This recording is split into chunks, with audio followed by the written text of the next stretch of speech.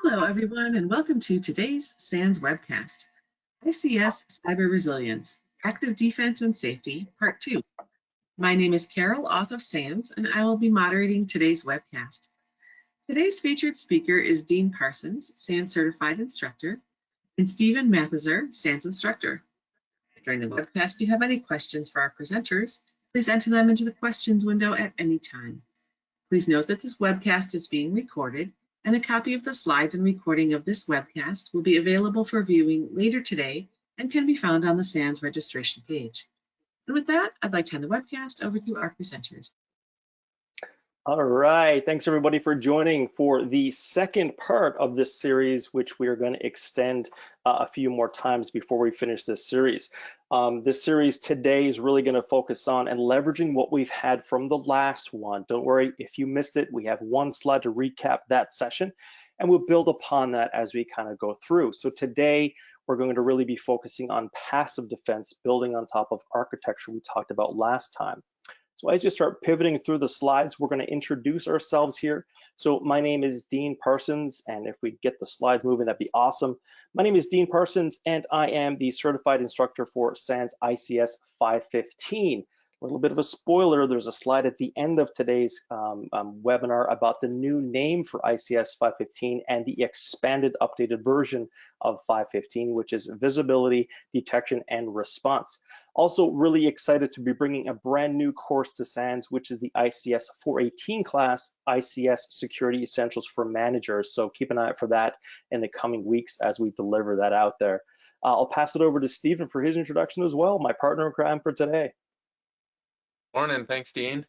I'm Stephen Mathizer. I'm a certified instructor for ICS 410, SCADA ICS Security Essentials. I've spent, I don't have any courses coming up yet, but I've spent a long time in particularly the oil and gas industry and teaching for SANS for the last, I don't know how long, many years. So with that, I'll let Dean kick us off here and we'll go from there. Excellent stuff. And so everybody on the call, please, as you go through, no matter what sector of ICS you're in or even coming from IT, please remember to drop in any questions you have into the chat window as well. We'll address those as we go along. So just to ground everybody where we are today, this is part of a webcast series we're doing on ICS Resilience, Active Defense, and Response, really to promote the idea of supporting safety. And throughout this series, we've been focusing on a number of things. What you see on screen, we're going to be talking about the foundational concepts of ICS, applying protections and controls, certain security controls to the ICS, which may be different than in IT. We'll talk about impacts such as ransomware impacting the ICS as well, and a whole slew of everything in between. Now, the most important thing is you'll get takeaways throughout every section of this webinar series that's going to be practical ICS defense takeaways you can start implementing it in your environment as well. Also, we have free resources at the end of every webcast that says here is a cheat sheet or here's a poster that you can take and learn about something and apply it to your organization and your ICS. But for today's topic only, we're going to just flip to the next slide and really going to be focusing on building from architecture. We'll have one slide on the review from last time. We'll talk about security controls for ICS and the placement of those security controls inside the industrial networks. Of course, we'll talk about patching, and we'll try to get to that discussion on SIEM as well. Do you have a SIEM that's in IT or OT or a converged SIEM or SOC? So we'll talk about those. And of course, the 3 top takeaways as well. As we pivot into the content for today, want to just make sure that the last time, if you were not available for that one, do we just quickly review those top points from last webinar, which is really understanding the differences and nuances in IT and ICS security, specifically how we use something called the Purdue model to do architecture, and really how security in ICS supports safety and reliability in operations. With the second one there, it's that really kind of detailed topic we talked about, which was using the Purdue model and the ICS 410 reference model, essentially segmenting out certain parts of your control network into enforcement boundaries, making sure you have access control and ability to do network security monitoring, which is the next webinar. So you can see how all of these things build together as a as a big puzzle. Now, the last thing we took away from the last webinar was really understanding the interdependencies of ICS on the IT environment. If IT was not available, could that or how can that impact the industrial control systems? Specifically talking about things like billing systems, logistics systems as well. So we'll provide you a link to the previous webinar if need be, but today we'll push on through for today's content for part 2 of this series. Now, we talked about architecture significantly last time, and this is the sliding scale of cybersecurity. So those out there trying to build a security team in OT or ICS right now, and you want to figure out where the return of investment is and how to mature your organization and where to start your program, this is a great model to use. The sliding scale of cybersecurity really lays out how to build that in a progressive way, starting with the foundation of the house you'll build, the architecture, moving to like the floors and the walls is your passive defense. And that's what we'll focus on for today's session. And you've guessed it, next session is on active defense. So today we'll talk about the passive defense. So we'll talk about security controls, where to put them in the network, what kind of security controls are there, and we will compare those security controls deployed in IT, but also in the ICS as well. So as we pivot through, those of you looking to understand the return of investment for your funding, for your team, your resources, again, we're focusing on the bottom of this green pyramid first. Architecture we've covered. Today's passive defense, moving up to the active defense. So if we take a look at the value towards security, you'll see architecture is actually fairly cheap. It's cost effective. In a lot of cases, likely you have hardware that can help you do architecture today. So the cost is fairly low with regard to that architecture. And of course, when you get up and further up the scale, you'll have more and more costs associated with it, but you'll have still a lot of security value there. As you go higher and higher and higher in this return of investment pyramid, you will see that there is a lower return of investment for security and potentially a higher cost. So what we're saying with this slide is we're going to focus on what is the best bang for your buck in your ICS environment, starting with architecture and building up from there. Again, today is passive defense. As we pivot through, what we're really going to be talking about more so in the passive defense area is really going to be on the controls in the environment and the placement of controls in the environment as well. So you might be thinking, well, where do I put my antivirus solution? How do I get patches in the ICS environment? Patches will be coming up later in a few slides. So where do I put these systems in the environment to do security? So what I'm going to do is I'm going to pass this back to Steven at this point. He's going to walk you through the security controls and really the placement inside the ICS for those controls. All right, thanks, Dean. So those of you that joined us last time may remember this diagram or a variation of it.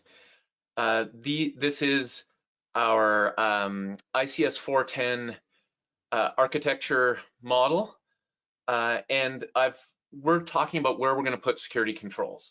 So we talked a fair bit about enforcement boundaries and firewalls previously.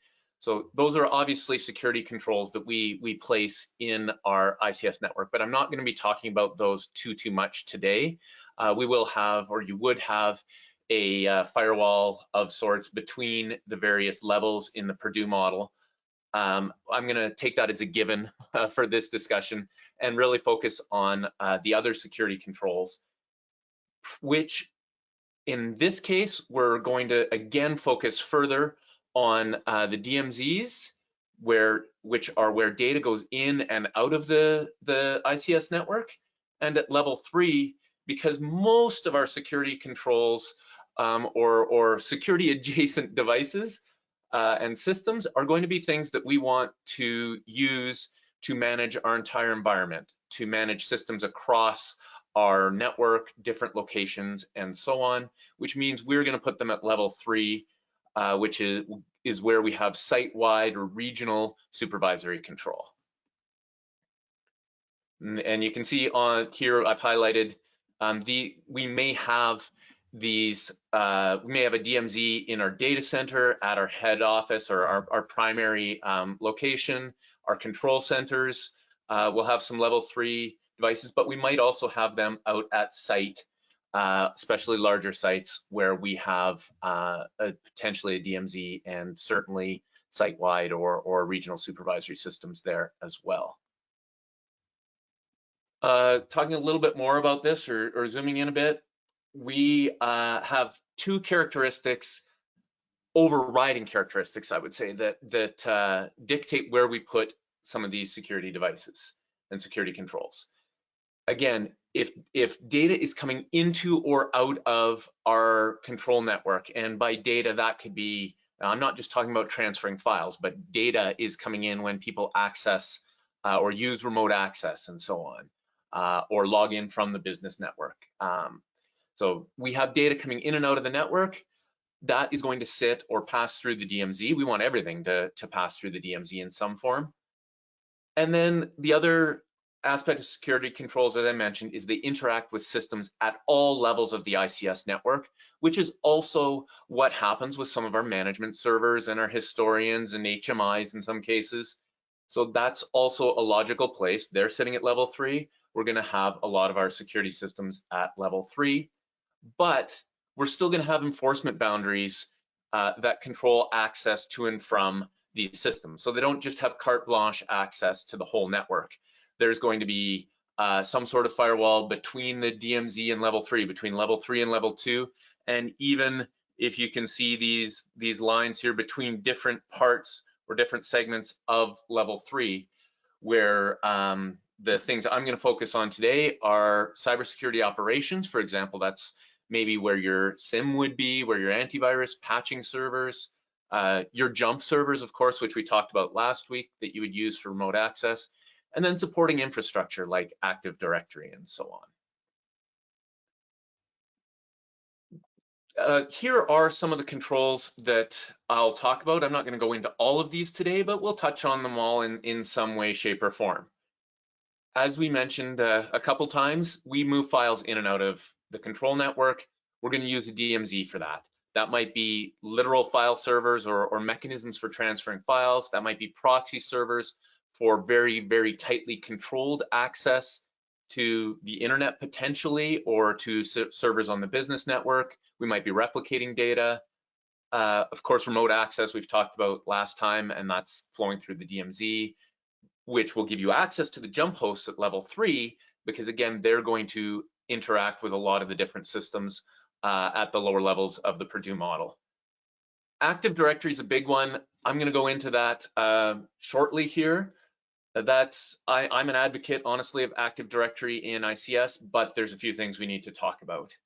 We're also going to talk about patching, whatever your mechanism for doing the patching is. We'll touch on anti-malware and SIM and SOC. We want to monitor and have that detection and response capability in ICS as well. I'll also touch on backup. All of these things are typically at level 3. We need to manage files, things like project files inside the ICS. We need to have backups as well. And of course, as I said, I'm not going to spend a lot of time on firewalls. We've talked about those before, but we're going to have technologies like firewall, like intrusion detection, like intrusion prevention at those points where we are routing or connecting between segments. So let's start with Active Directory. Should I be using an Active Directory in ICS? My answer is a resounding yes. There are many benefits from having Active Directory in ICS. Pure security benefits, although there's going to be other benefits as well. We can use group policy through that Active Directory to enforce secure endpoint configuration. Things like my management servers, at least the Windows ones, my HMIs, my engineering workstations, my operator workstations. All of those are big targets for attacks, because most attackers are coming into the ICS network from the business network. They're landing at level 3. That's where we have a lot of these Windows devices. Group policy is a powerful tool for making sure they're configured appropriately with a strong secure configuration. WSUS, we'll get to patching. It's one option for patching Windows systems. It relies on Active Directory to know who's who in the zoo for patching. User provisioning and deprovisioning. This is a big one. We're not going to spend a lot of time talking about identity management, but we have lots of, shall I say, transient users coming in and out of ICS. We have vendors, we have integrators. We scale up and scale down depending on what's going on at site. User provisioning and deprovisioning is a huge challenge in ICS. That's something that Active Directory can facilitate. Along with that, of course, comes the central authentication. Only one source of truth for authentication and authorization. And with that comes additional visibility from the logging that we can get both from the members of the domain and, of course, from the domain controllers themselves. But there are some things we need to think about to do this securely. First and foremost, when we talk about Active Directory in an industrial control setting, it is a dedicated Active Directory. There is no connectivity of any sort with any corporate Active Directory. We don't want to synchronize, we don't want to trust, we don't want to be members of the same force, none of that. We are talking about a dedicated Active Directory on the ICS network. I can't say that enough. You do not want any connectivity with your Active Directory on the corporate network, because quite honestly, when you are under attack, we see this all the time when we're doing penetration testing. That corporate Active Directory is the first domino to fall. So you don't want to have any dependencies or connections to it. Active Directory is not simple though. This is a challenge in ICS that you have to recognize and address, which is you need people who actually understand AD, how to manage it, how to secure things, how all the pieces work, and you may not have those. Generally speaking, customers I've seen have not been successful by having an engineer or an operator managing Active Directory off the side of their desk. Then it is not providing security benefit because there are just too many gaps. You do need a knowledgeable, skilled administrator. Maybe that's an opportunity to get somebody on your IT side familiar with OT, introduce them to OT. They can, become an ally and a bridge for many other reasons, but they can bring that Active Directory knowledge to your OT network. You need to manage roles and groups.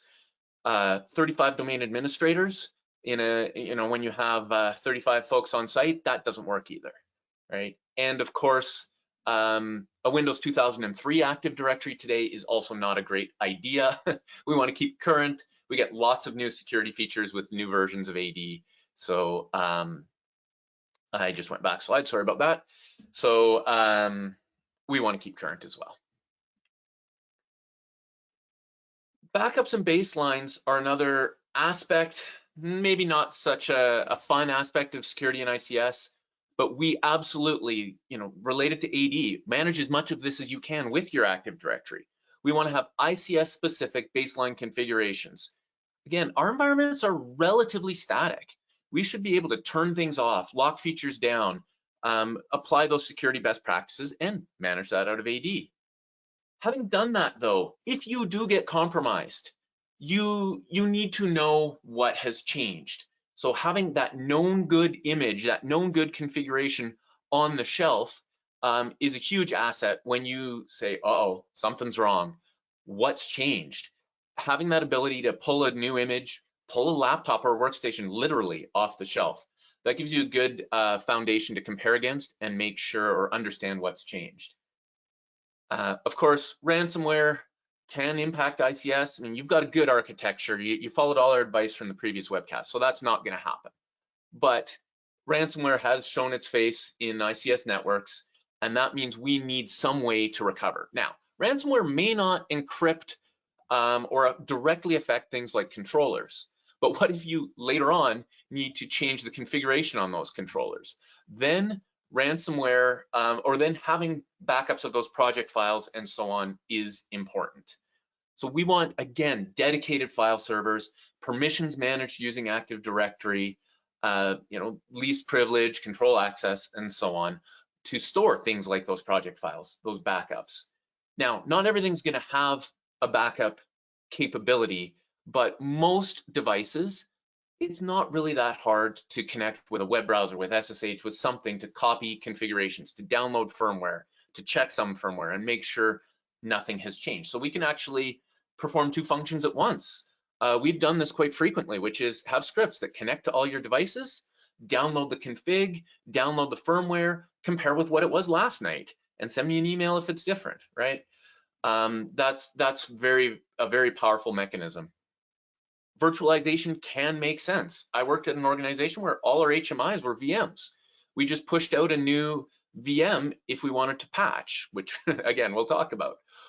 We could roll back easily. We could revert the VM nightly. And then the actual HMI was just Windows with a very, very bare bones configuration. Now, the last comment on this is we do want offline backups. They matter. When you get ransomware, you don't want your backups getting ransomware as well. There's no perfect solution to this issue. You can use tape, you can use USB drives. We want to get these things offline. You can have backup servers. Depending on your scenario, you could, replicate data to your IT network and use that backup infrastructure. Again, you are exposing some of your data on the IT network if you do that, but that is an option. Or a lot of ICS environments are geographically distributed. So take advantage of that to at least get your backups into another geography and maybe take them offline there as well. Here's just one scenario or example of how we might apply other security controls in ICS, specifically patching and anti-malware. We may need a few different devices. This is where virtualization can be very valuable. Ultimately, we don't really want to connect to the internet from our ICS networks. If we do, it should be very tightly controlled from the DMZ. For example, the patch server can connect to Microsoft.com, but that's it. But ideally, we do all that stuff on the business network. We have an antivirus server, a patching server on the business network, and they download everything from the internet. Then we could have servers in our DMZ that all they're doing is connecting outbound to the servers in the business network and pulling down the updates. And again, at our level 3, we could have servers that are pulling them from the DMZ. So no connections are flowing straight through the DMZ. We're terminating all of these connections in the DMZ, but we can't just do our patching and antivirus from the DMZ, because guess what? We need to talk to every single endpoint in our network. That is not the kind of access I want to allow for my DMZ. So we are probably going to do that from level 3, where again, it's not open season. We still have access control, but that access control is allowing access to the in-scope devices for patching, for antivirus updates within level 3, 2, even 1 if you have Windows devices and so on down there. Having said that, we may have local servers at site to deal with low bandwidth issues. We can even update them via USB if we want, and so on. But this is, in a perfect world, this is what we want our antivirus and our patching to look like. We're pulling from the business network. An alternative to that would be updating via USB, which is valid as well. And then we want to pull it into the DMZ, pull it down to level 3, and do all of our work from level 3. We don't want these devices, we want to minimize the holes we have to punch through firewalls for these devices, is essentially what it comes down to, or for these services. So a few key concepts when we talk about security controls. As I mentioned, we want all communication in and out of the ICS to terminate in the DMZ. We want to centralize our management and monitoring. So whatever the control is, whatever that security device is, let's centralize it if we can, which means broad span of control sits at level 3. Most of our security controls or security devices are going to sit at level 3. Obviously, network firewalls and IDS and IPS will be where the networks connect. That's a different story, but most everything else is at level 3. Although if you have systems dedicated to a site, to a specific process, you have bandwidth issues, though you may have additional versions at site. As we saw a few slides ago though, level 3 has multiple subzones within it. We have our security operations, our jump hosts, our supporting infrastructure. Keep that segregated as best you can so that you can maintain that least privilege and restrict our communications to only what is required. So that's, we could go on for days, but that's a high level view of where we're going to put our security controls. I'm going to turn this back over to Dean, who's going to talk a little bit about the IT versus OT.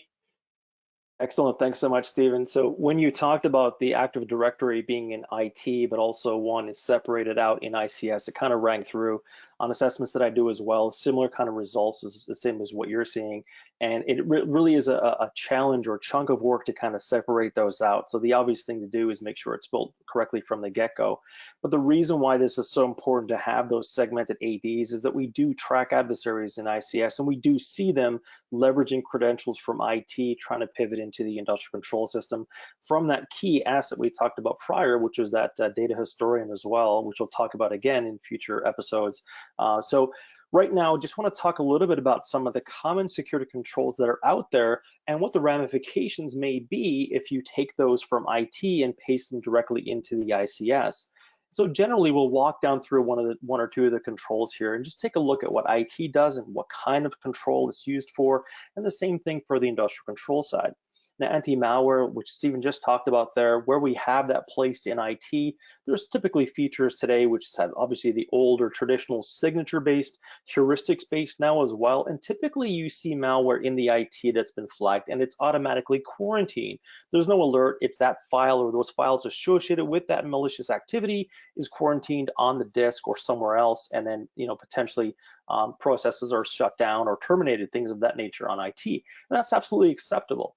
In the ICS, typically what works best in our travels is really the whitelisting approach, where we say, because it is so much a static environment, we say, here's what we know is good in our environment. Allow those things to continue to run, because we typically don't have users in the ICS going to the internet, downloading things that may be unauthorized, and a whole lot of installations of different software across the ICS environment. So typically a whitelisting approach works better there. So these are the programs that we know work, so allow those to run. Anything else beyond those things, let's not run those, or at least, at the very least, alert somebody in the ICS security space that application is running which it hasn't been seen before.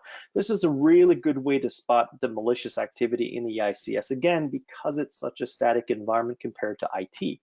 Now, firewalls are critical. We've talked time and time again about that because it's so important.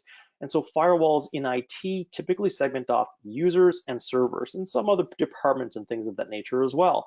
Firewalls in the ICS environment, is also helpful to segment off parts of the control system, and your operators, for example, would be your users, servers, backend servers, all those things as well. But it typically would follow the processes in the environment, following the Purdue model. You have your level 1, 2, and 3, and 4, and so on, and your level 0 being your sensors and whatnot. So wherever you can have a firewall in the ICS environment, it segments out those control environments rather than just users as well, again, following Purdue.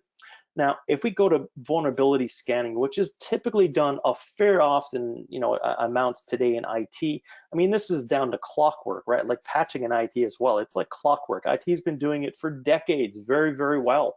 And so with vulnerability scanning in IT, there's regular scanning, internal and automated, scanning that says, here's the automated scan that you get from the last 30 days. Here's the vulnerabilities you've seen last month.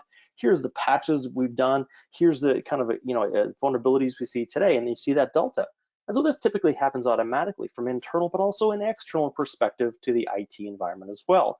In the ICS environment, though, we do know that vulnerability scanning, if it is aggressive or interesting, we'll call it traffic, it can disrupt the industrial control environment. So typically running automated scans or aggressive or interrogation type scans in ICS is not as common.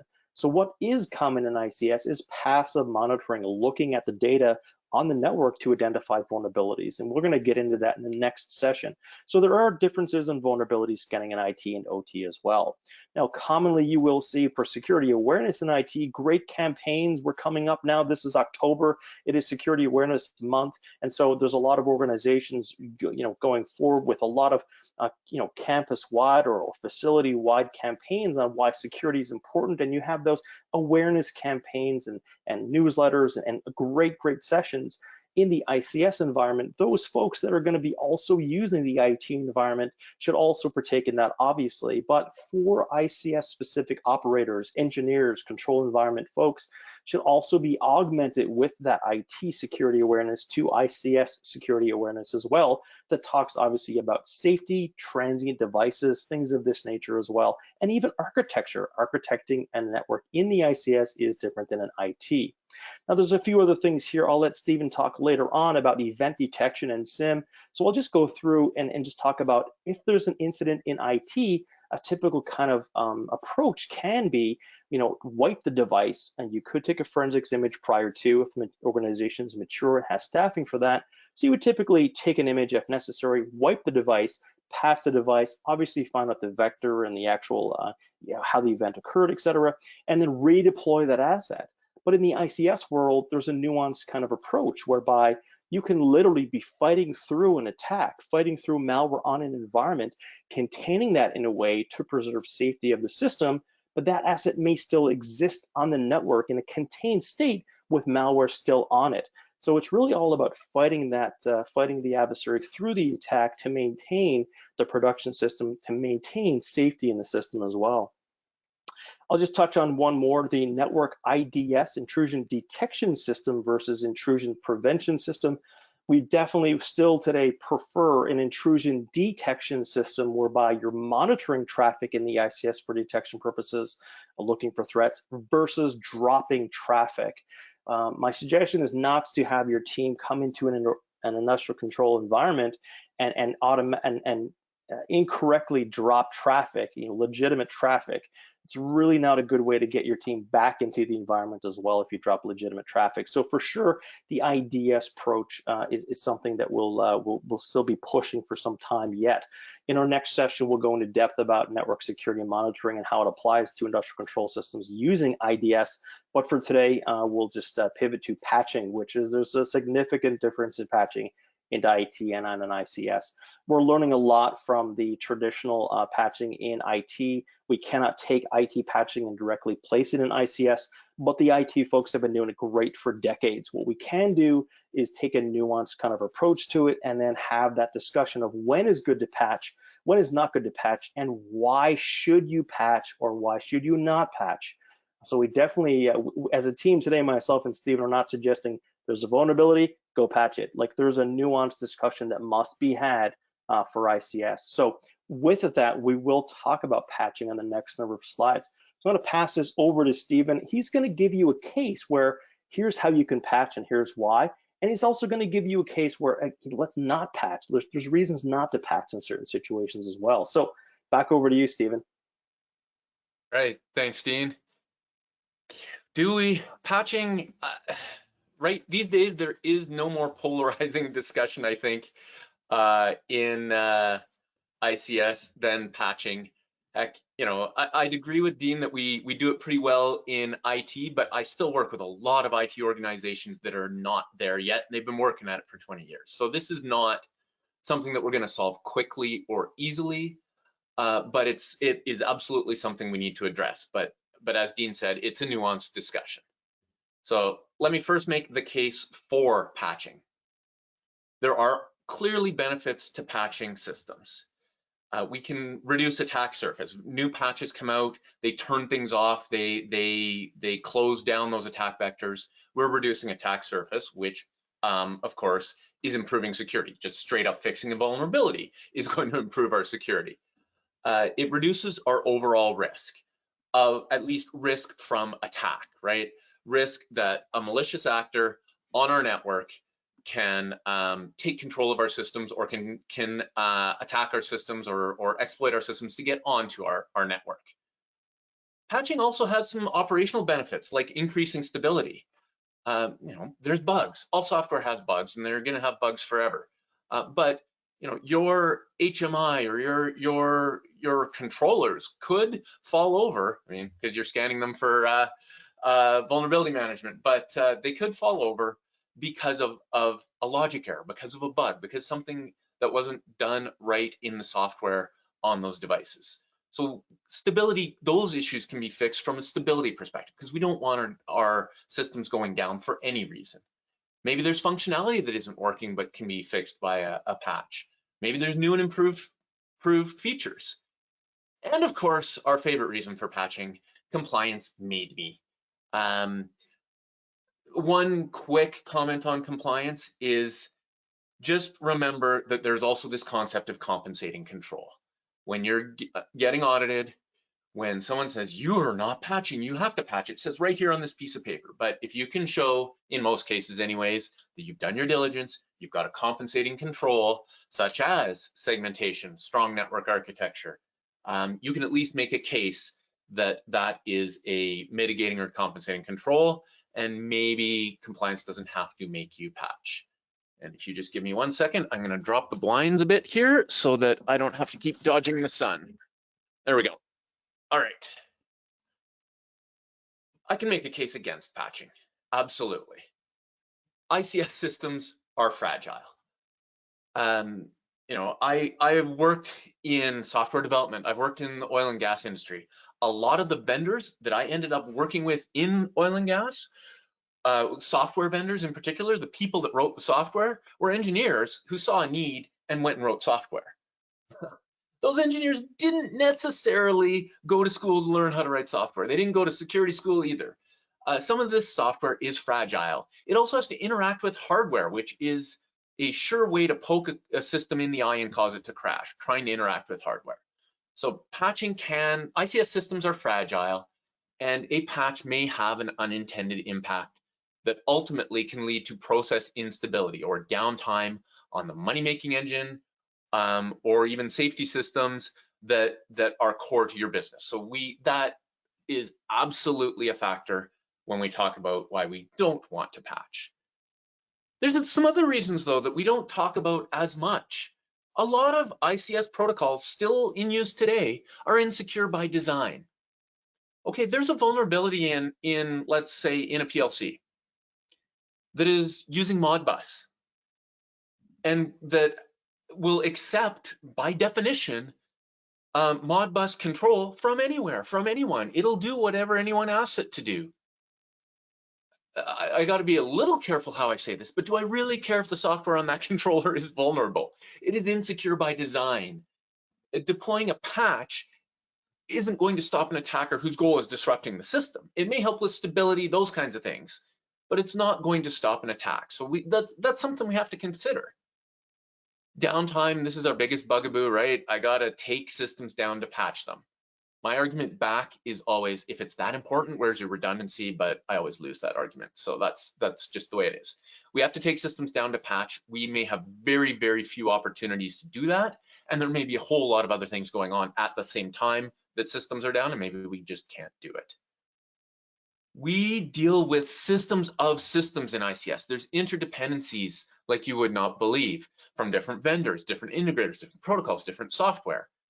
And a lot of time, if you patch over here, you also have to patch over here at the same time because these systems are interdependent. They work together and they have to be updated together, which just makes that downtime and those outages even more difficult to coordinate. We have lots of old stuff, 10, 15, 20-year-old stuff. The vendor that sold it to us may not be in business. Patches don't exist. It's running Windows NT. I mean, all of those things have happened. We don't like that, but those are all a challenge as well. Testing is hard. Do you have a true replica of your process in the lab, complete with physical devices, physical inputs and outputs, and so on? Testing and validation is hard. Maybe you got to run it for a while. That's where some redundancy and fault tolerance can come in, but it's still a challenge. Or as is the case in most environments, it's been years or decades since we've patched. That massively complicates the patching process. If you're not up to date today, it's going to be hard to get there because you got to go through multiple rounds, testing and validating. You have no idea what's going to happen. And related to those last couple items, nobody knows how it works. The guy who installed it is long retired. And of course, the guys that have been there are like, it ain't broke, I ain't fixing it, right? Nothing's gone wrong in the last 40 years. Why would it go wrong now? And lastly, we can mitigate other ways, as I mentioned before. So there are lots of reasons not to patch. Personally, I believe in patching where it makes sense. I want you to patch. I want to see patches applied in ICS, but intelligently. And we'll get to that, what I mean by that soon. But I am in favor of patching whatever else I say. There are some other things we need to think about though. These numbers here all come from various editions of the Dragos Urine Review for ICS vulnerabilities between 2017 and 2020. Only 15 to 23% of vulnerabilities could be leveraged for initial access. So of the vulnerabilities, the ICS vulnerabilities that Dragos reviewed, only 15 to 23% could be leveraged for initial access, getting into the ICS, getting past level 3, getting past that boundary, getting in. So those are things worth prioritizing, right? Those ones matter. Now, these numbers don't include straight up Windows patches. And again, I'm going to advocate for patching Windows in every way possible, because most of the time your Windows systems aren't keeping the process running. They're monitoring it. They're integral to the process. You use them to program and monitor and so on, but they're not integral to keeping the process running. You have some redundancies. You should be able to use them to patch. But of the ICS vulnerabilities, only 15 to 23% could get you in or get an attacker in. So maybe we prioritize those. Conversely, 77 to 85% of vulnerabilities were deep within the ICS network. I'm not saying they don't matter, but if an attacker has gotten to that level, you're probably in trouble already. We do want to put controls and focus on our core critical assets, which are deep within our networks. But let's start by stopping the attackers from getting there in the first place. So let's defend at the perimeter. Again, as I mentioned, 64% didn't fully eliminate the risk because the components were insecure by design. If they're designed so that to do anything you tell them to do, spend your effort elsewhere or on getting to another version, another protocol, whatever. Patching doesn't matter unless it's for stability if the systems do whatever they're told. If exploited, 43 to 62% would not cause either a loss of control or view or control. So what are we really fixing here? No, again, there may be some nuggets in there, but prioritize. You don't necessarily need to fix these issues with the same criticality as other things. And finally, 40% of ICS vulnerabilities applied to workstations, and they required either user interaction or internet access. Well, train your users and don't give them access to the internet. Problem solved, kind of. You know what I'm getting at, right? This is all color that we need to add to the discussion to really decide where to focus our effort, what needs to be patched, what doesn't. So let's simplify this conversation a little bit. Starting off with mitigation. That is an acceptable alternative to patching. If I can mitigate the risk, I can isolate a system, I can turn a service off, I can put detection in place even. I have network segmentation, whatever I can do. If I mitigate, that is an acceptable alternative to patching. Risk acceptances as well, just saying, you know what, that's not such a big deal. Even if the worst happens here, I'm okay, or I'm sort of okay. Or I can transfer the risk. I'm just gonna pay the price, right? CVSS is a guide, so sure, it gives you a ballpark of how critical something is, but it's not prescriptive, especially in ICS. Assess your own risk. Are you using the component that's affected? If not, a CVSS of 10 doesn't matter. Is this a critical system? Is this the heart of your process? Well, maybe it's more critical than the score indicates. Because the scores are generally based on those core IT concepts, right?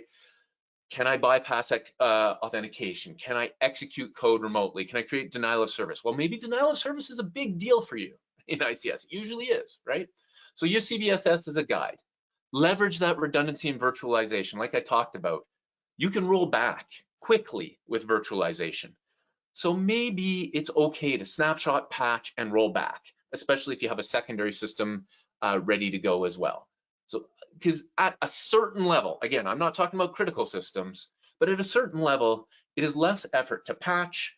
Problems may occur occasionally, deal with those then and move on, versus doing comprehensive testing or not patching at all. Depends on your scenario. I'm talking more about, again, the Windows systems, level 3 systems, but patch and move on. If it's a problem, revert to snapshot. We can do that quickly and get on with our lives. And of course,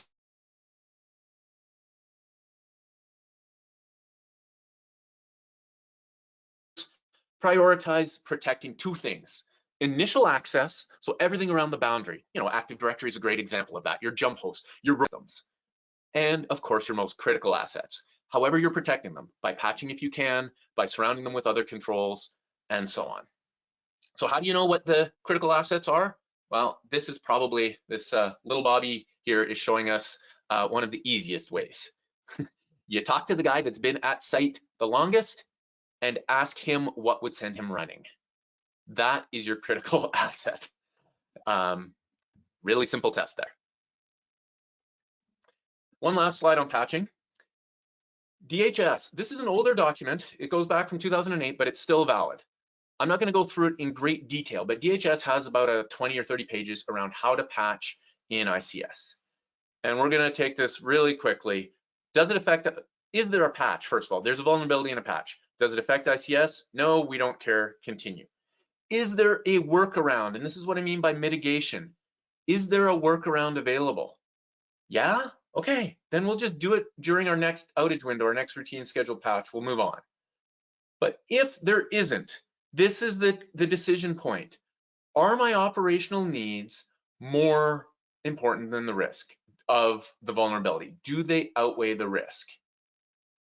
A lot goes into this. I'm not going to go into it in detail here, but we're going to look at the vulnerability footprint, the impact, the exposure, the deployment. How easy is it? And then, so how easy is it to deploy the vulnerability? What's the impact? What's the footprint of the vulnerability? Versus what are my business needs on two fronts? The need to continue operations without interruption from patching, but the need to continue operations without interruption from an exploit or an attack or a vulnerability. And it's a real simple question. Do my operational needs outweigh the risk? So is my risk, put another way, is my risk bigger if I patch or if I don't patch? Or my cost, potential cost bigger if I patch or I don't patch? Simple question. That can be a very complicated thing to answer, but that's what we're trying to do. Because if we can show that our operational needs outweigh our risk, then we're not going to patch, and that's okay. We want to prioritize, like I said, on the edge, on the critical systems, things like Windows devices that are not core to the process. That's where we can have an impact patching. We're not, going to do it for everything. I'm going to talk about SIM and SOC here briefly before we wrap up. And if we run out of time, we'll come back to this in the next edition. So SIM is SIM until it's not. I mean, an OT SIM, IT SIM, we've been comparing back and forth.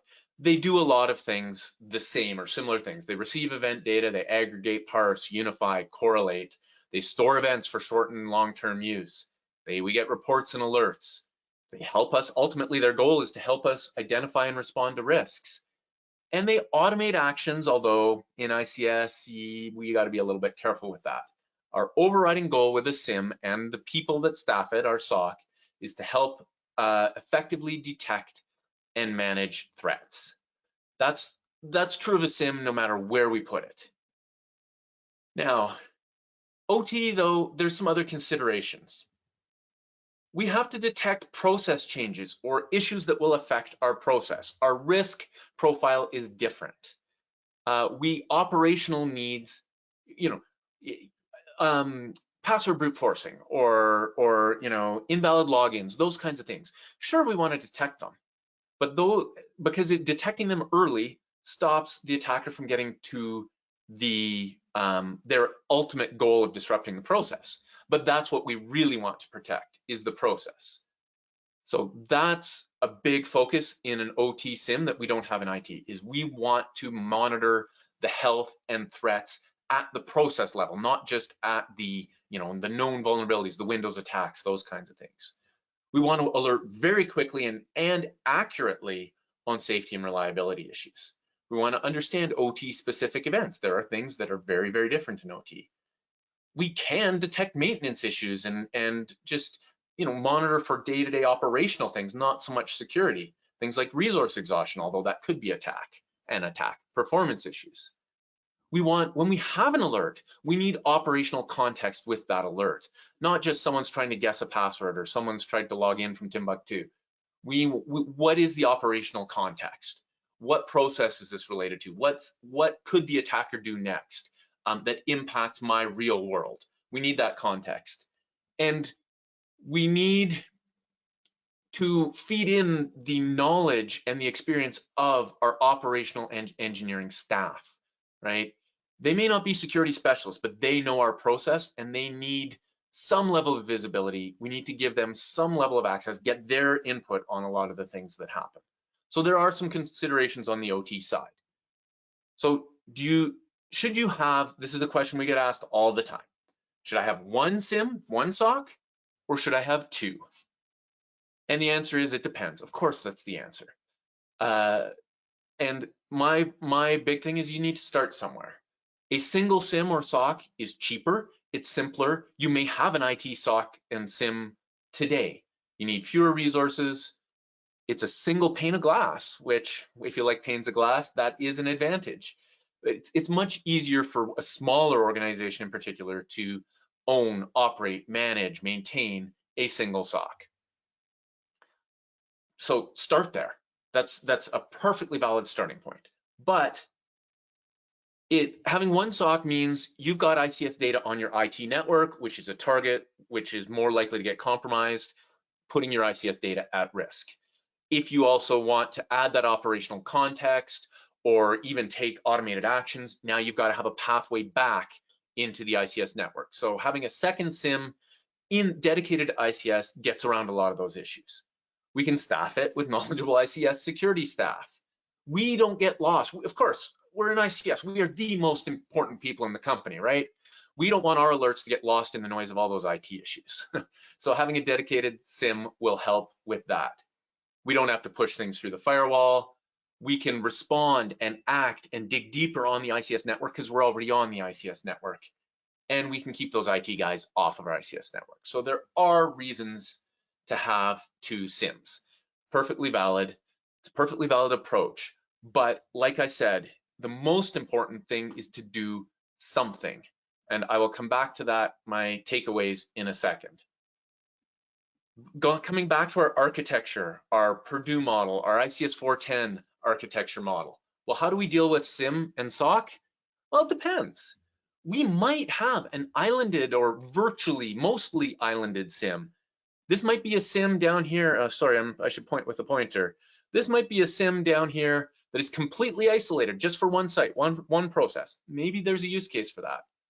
Or maybe it's a SIM that keeps most of the data local and just forwards a little bit of data up to our ICS SOC.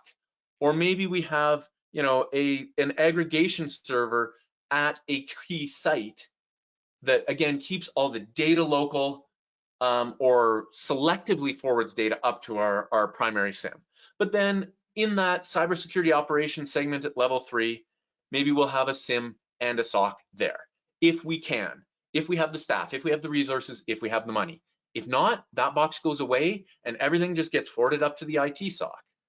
If we have an ICS SIM or SOC and SOC, well, maybe we deal with everything locally there, but we still forward alerts up to the IT SOC. Maybe there's, we have more resources there, or we at least have a unified view of everything related to the company. Because I didn't put that on the previous slide, but that is one other reason that having an IT only or having all the data in the IT SOC is beneficial, because you get a view to an incident from end to end instead of having to go to two places. I guess that's the single pane of glass conversation. So last comments on SIM and SOC. The biggest one, any logging is better than no logging. These days, in some organizations, I'm ecstatic if logging is turned on somewhere, even if I have to go device to device to get logs. That is way, way, way better than nothing. Start there. There's levels of maturity, right? I'm collecting logs somewhere. I'm collecting them centrally. I'm putting them in a SIM. I've got a SIM with use cases. I've got a SIM with automation, right? There's levels of maturity. Let's start with something. Take advantage of the knowledge in IT. Chances are IT has a SIM. They've gone through a lot of pain, trust me, in getting that thing running. So benefit from that. Take advantage of that. If you don't have anything in ICS, well, for now, send it to IT. You can back away from that later. Or send a subset. forward through the DMZ, just like with historians, because smaller orgs may never be able to build a SIM. So start simple, start at level 3, but if you can get level 1 and 2 logs, that's awesome. Windows event log collection, tying back to Active Directory. You don't need agents. Windows event log collection can be 100% done with built-in components through a GPO. So there's another starting point for you. And the last comment, I'm sure I don't need to tell you, automated actions out of a SIM in an ICS environment. Be careful with what those actions actually are and what they do, because yeah, you can imagine the bad things that could happen that way as well. So I'll turn this back over to Dean for a little bit of a wrap up here. Excellent. Thanks so much, Stephen. One other quick point there as well on SIEM and getting those logs in. Even if when you have engineering assets in the field, PLCs and whatnot, a lot of those can also do log forwarding to a syslog server as well. So getting something as simple as like, hey, I'm a PLC and I just changed my logic, someone uploaded my logic, then like that in itself is a huge benefit to have in a SIM wherever you do your SIM logging. So a lot of benefit from getting logs from the field at lower levels of the Purdue, not just from Windows machines as well. So where are we right now? We've been talking about passive defense. We're right here in the sliding scale of cybersecurity. Session 1 was architecture. Today was a lot about passive defenses, where to place those security controls in the network as well. Next time we'll be focused on active defense as well. So that's going to be really focused on getting access to the network, understanding what network traffic you have, and trying to sift through that, an approach to sift through that control system network data to find and then pivot to a threat detection and also incident response as well. There's a couple top takeaways we will talk about in the next slide. These are the top 3 takeaways from today, which are really the control placement, the security control placement. We talked about file servers, Active Directory specifically for the industrial control system, where to place patching servers for the ICS as well, jump hosts, for example, in the different levels of the Purdue. But also we had that discussion on patching, when to patch, when not to patch. And earlier when Stephen said like compliance will also help you or push you to patch, that's not a bad thing. So NERC CIP, for example, for the electric sector in North America and other places who use and leverage NERC CIP is actually helpful to guide that process. What I will say though, and I'm in Newfoundland, Canada, where when we have winter, we have real cold winters. And so there is a possibility, for example, to have a CIP exception form, which says, there's a risk to patching right now in the middle of winter, given this vulnerability we've assessed. So a CIP exception form can be completed and filled out to say, we're not going to patch right now. We've evaluated this. Here's our document and record of this. We will patch literally not in winter at this time. We will patch in the springtime when demand may be coming down from the electric system. So there's options out there as well. So patch smartly. And of course, the SIM conversation, enabling logging, having that starting point to log even from the field, as I mentioned, is going to be critical to you. And in the last couple minutes we have there, I just want to introduce you guys to a couple things. One is a free resource we've just published. This is definitely more pertinent to next conversation we have, which is the network security monitoring for industrial control systems. It is a technical poster packed full of technical commands to help you sift through the data we're going to get in the next webcast. So getting that control system network activity and searching through it, looking for malicious activity. So grab this poster, it's out there free for you, and it's going to help you do network security monitoring, which we'll talk about next time, which is collect, detect, and analyze the ICS network data. One last thing before we leave for today, and hopefully we'll get to questions. If not, we'll go to the next one. We look here and we do have a new ICS 515 major course update.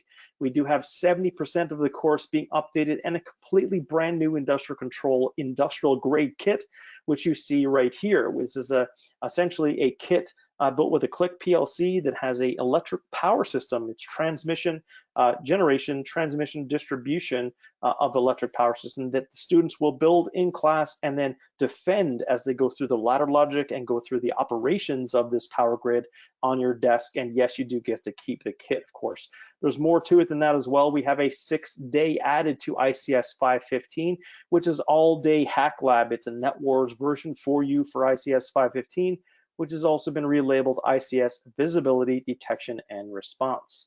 So I think we're kind of wrapping up right now. I'm not sure if there's any questions you guys have, but the next webcast is part 3, and it's in November. Please take a look out for that. Looking forward to seeing you for the next conversation. I'll pass it back over to Carl to finish out the conversation for today, and any questions we may be able to squeak in there. All right, thanks so much. And we do have 3 questions here. Do you have enough time to hang out for those, or? Yeah, totally on board. Okay. What do you recommend for sites which has one FW? You know what? I'm going to put this one in the chat window. Sure. And then I'll read it again. Let me slide that in there for you. Okay. What do you recommend for sites which have one FW with 3-leg IT, DMZ, and OT? How can we restrict data in and out? Yeah, it's a good question. So the question is really around, you have one firewall to do segmentation, you have a leg for the IT enterprise, for the DMZ, as well as the OT environment. I'll pass this over to Stephen, but what I will say is that you're set up pretty good for network security monitoring at a basic level for the next conversation we have. But I'll pass it to Stephen with regards to restricting data in and out of those areas. So thanks, Dean. Having a single firewall is a perfectly valid architecture, a valid approach. Couple things to think about. First off, if you just think about the IT world, we don't manage our firewalls from the internet. We manage them from the inside of the firewall. So the same thing is true with an ICS firewall. When there's 2, sometimes we have a business one managed by the business and an ICS one managed by ICS folks. When you have one, you want to manage that firewall from your most sensitive network. So all of the management should be done from the ICS side. Beyond that, it's really just a question of putting together your policy, constructing your policy in such a way that you can view or easily manage the different communication flows. So I would group my rules so that I have, this chunk of rules applies to traffic going from IT to the DMZ, this chunk from the DMZ to OT, and obviously the reverse. So I would have dedicated sections in my rule set for each of those communication flows or direction of communication. And again, at that point, it's just taking that least privilege, that positive enforcement model is the other way to think of it. Deny everything by default, permit only those communication paths that are required. And this is where having multiple DMZs helps. Even if you only have one physical connection, firewalls and switches today can all support VLANs, so you can still have those multiple DMZs. And that way, again, you're dealing with a DMZ that's primarily for inbound traffic, a DMZ primarily for outbound, and it's much easier to get the rules aligned. I will say beyond that, and great points, I think that especially if you just have that one firewall there doing so much, it's a great source of logging, right? It's going to be critical for you to get logs from that device, either from an access control perspective, but also the net flow data or IP fixed data from that as well, which we'll talk about next time. But so what we're learned from that question, which is a great question, is you can do it with one firewall. Be very restrictive on things like remote access as well. Just be very cautious on that. Obviously, apply multi-factor authentication and all of those things as well on top of the firewall rules as well. Looks like we have another one in the chat window there. Yeah. How about one-way trust with corporate Active Directory for user provisioning and deprovisioning, which always takes place in corporate AD for any resource? So I'll pass it back to Stephen for the AD one on that. I think he's already looking to cover it. He's all about it. He's going to take this one. If at all possible, I would avoid doing that, simply because if I plant an account on the IT side, now that account exists, no matter how you're doing it. And I guess, honestly, this would go right the way up to your HR system. Because if I was going to say, find a different way to even synchronize with your HR system out of band or whatever, but the point is, if I have control of your IT network, if I'm a domain admin, or if I have access to systems and databases on the IT network, then I can plant a user that is going to be useful to me in the OT network. So as much as possible, I would stay away from that. Usually we have a subset of people in the OT network compared to the IT network. So we don't want all of the accounts visible or active in any way there anyways. I recognize this does create challenges from a provisioning perspective.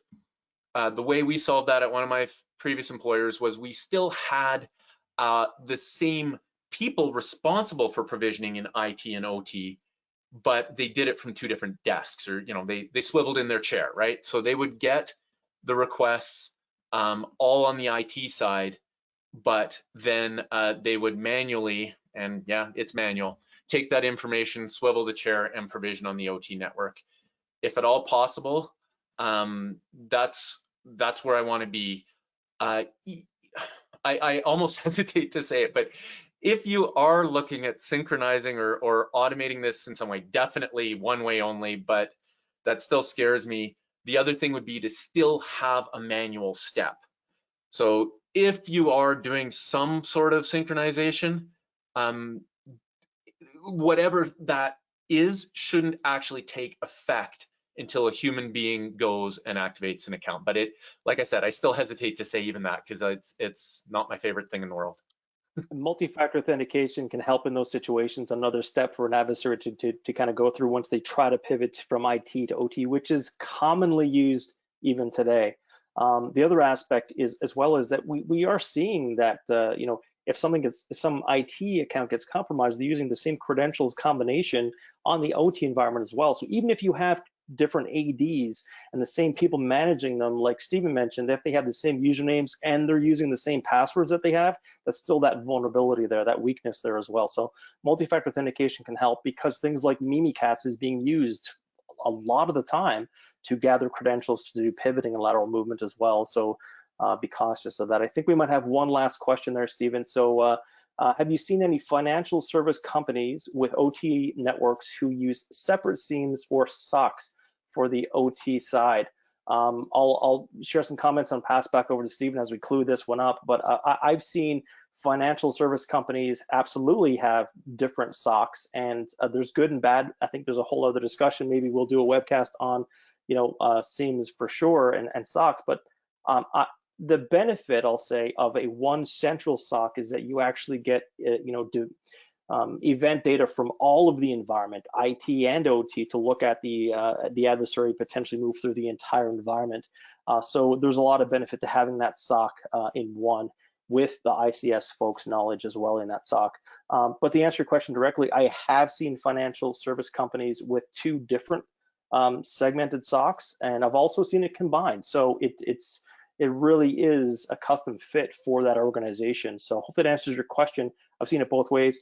I'll pass it back to Stephen as we close this out before he passes it back over to Carol. Yeah, I don't have too much to add there. I'd agree with Dean. There is something nice in having the whole, all of the data in one place so you can investigate from one place. But then you also have the issue of sharing sensitive data, of people who are less familiar with certain systems being engaged in those systems. So yeah, there's no right or wrong answer. To me, those are the big factors. Am I concerned about leaking sensitive data to a less secure environment? Do I have people who understand whichever environment is relevant? Can I see the whole, or is it important for me to be able to see the whole attack? And those are some of the questions you'd have to answer to decide which way around to do it.